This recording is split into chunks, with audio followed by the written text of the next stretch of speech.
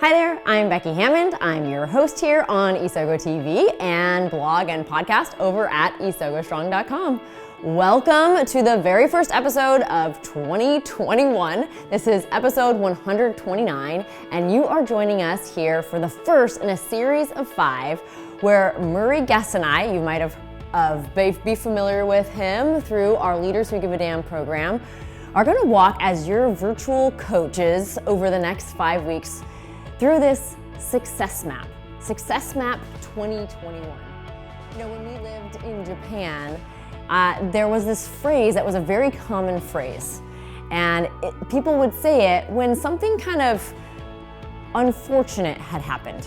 So maybe you were walking home from the subway and it started raining. Or I heard someone say it when they had even something as unfortunate as losing their job.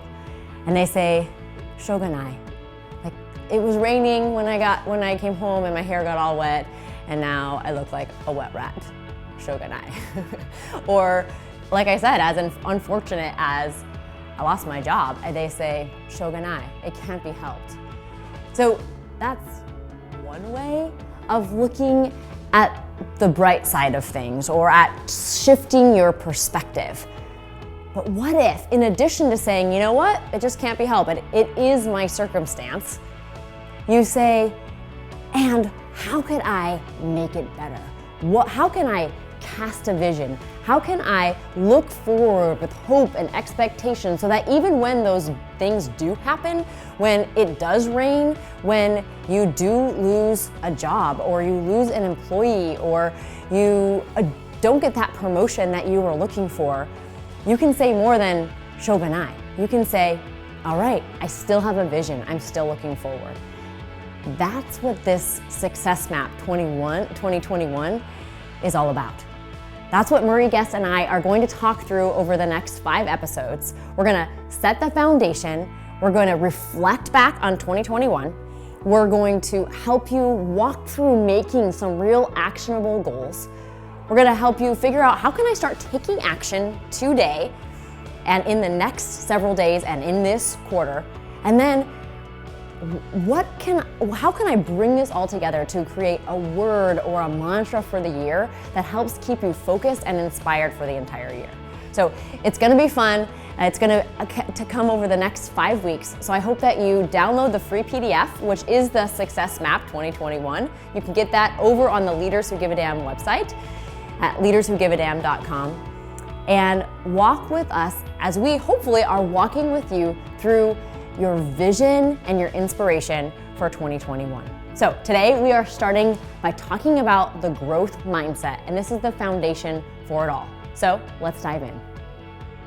Well, hello and Happy New Year, Murray. So fun to be chatting again with you and with leaders about what's ahead. Yeah, I'm looking forward, Becky. I've really enjoyed our conversations that we haven't been recording.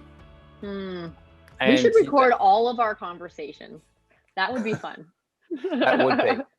And the reason I say that is because what we're talking about in this specific episode is about having a growth mindset. And in my reflection, I realized that's what we do when we chat. We've got a growth mindset when we connect and we talk. So we're going to talk about a growth mindset in this episode, and then we're going to take people through this reflective process on 2020 to set them for success in 2021. But as I know you like to share with me, there's no magic switch on the 1st of Jan. That's right. That is exactly right. Like 2020, everyone, I just feel like even in social media and in some respects, the leaders that I've spoken to, they say like, oh, 2020 has been awful. I'm looking forward to next year. But there's no magic switch. And so how do we enter into, even as we walk you through, I'm excited to do that, walk through the Success Map for 2021, which is a downloadable resource that you can access, and we'll give you that link at the end of the episode. We're going to walk you through that, but I don't think we can start just like ticking off questions. We really need to know, like, what's at the core of it? What type of mindset do we need to have in order to even be successful to transition from one crazy year into potentially the next crazy year? And not just to be relying on, oh, it's going to be better. what can we learn in the process? So you just introduced me to this amazing definition of growth mindset. So I'd love for you to kind of share where that came from and what it is. Yeah. Well, and I am mindful of us doing this at a very surface level. True. So I encourage people to search out the work of Carol Dweck. She was very much a pioneer through her book Mindset: The New Psychology of Success, that came out in 2007. A great book. And in this book, I just want to read a direct quote because I think it sums up really what we're talking about here with the growth mindset. And Becky, I love your perspective on this as well. What Carol says in the book is, in the fixed mindset, everything is about the outcome. If you fail or if you're not the best, it's all been wasted. The growth mindset allows people to value what they're doing regardless of the outcome. They're tackling problems, charting new courses, working on important issues. For example, maybe they haven't found a cure for cancer, but the search was deeply meaningful. Wow. I read that and I think, I think about fixed mindset and some people I've met over my years where it's like, if we didn't win or we didn't get the exact outcome, geez, that was a waste of time. And that's that fixed mindset versus, okay, we're moving forward. There's a pursuit of excellence. We're learning in the process. We're growing, we're sharing. There's that growth mindset. And I know, honestly, Becky, they're the people I want to work with. That's true. The people as coaches, it's awesome when people have a growth mindset, and just as leaders of other people, when you can be the one who is leading the way, because in some ways it comes through as optimism instead of pessimism, right? It's like, I can find something good out of this. And it's not Pollyanna. We were talking about this in some other conversation. It's not about just painting everything bright rainbow colors when it's been very gray. And it's been very gray this year for a lot of people under a lot of circumstances.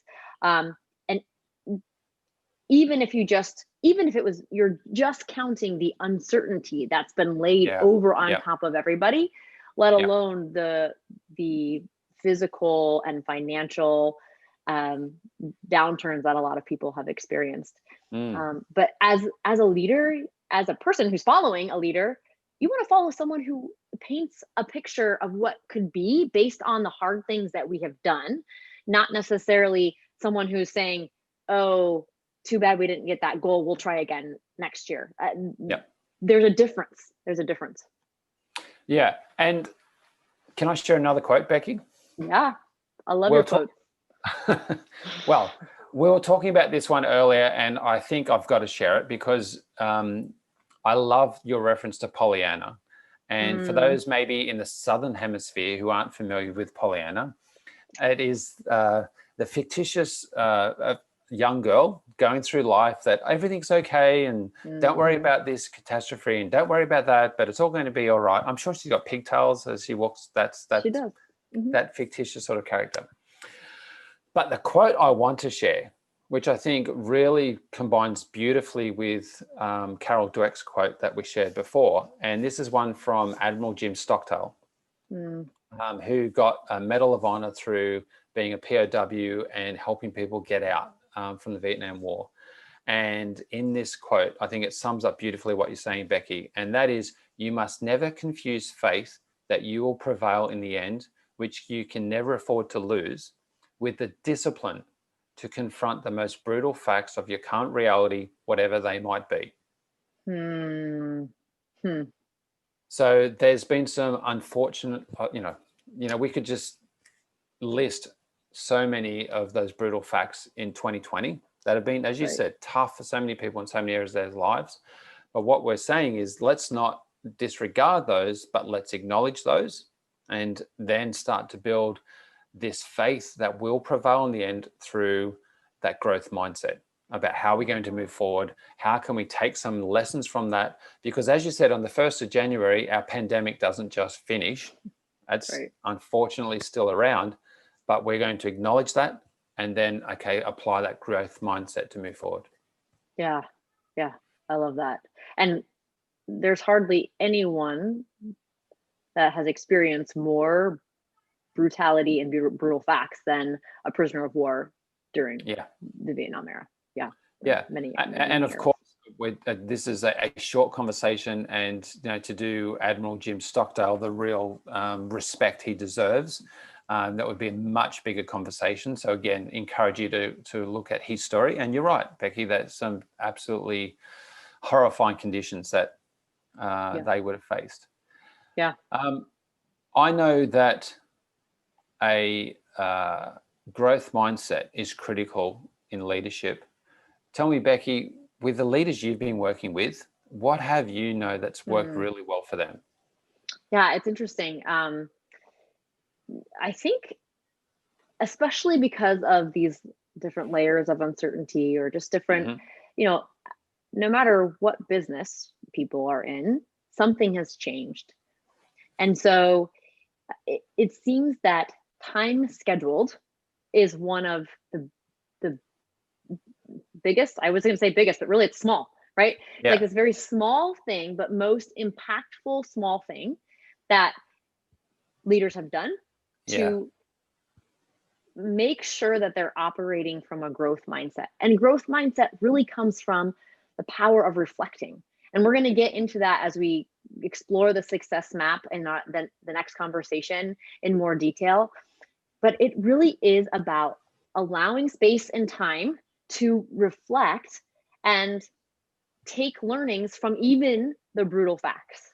And so it's going to look different, right? Like for me, it's going to look like reserving the middle spaces to think. I've been listening to this really, really good book, an audiobook. But what I realized is it was stealing my middle spaces to think, to reflect on what has happened, to acknowledge, oh, this didn't go as planned, but you know what? I can move forward, and there's going to be a better way forward. It was kind of stealing those times. So I kind of had to steal those back, take them back for myself. And one particular leader that I was working with just knew that he was a thinker, like from a Clifton Strengths perspective, high in strategic thinking strengths.